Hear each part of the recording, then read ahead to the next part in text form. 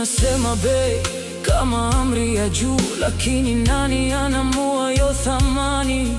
Watu wanapima kila kitu kwa pesa, hata tunaanza kupoteza uzito wake. Na katikati ya ukosefu na wingi, kuna mstari unaogawa dunia mbili, ambapo wachache wanabaki juu na wengi wanazidi kushuka chini. Lakini kuna kitu kisichopaswa kuguswa. Kuna thamani ambayo haipimwi kwa mizani, na kama utaipoteza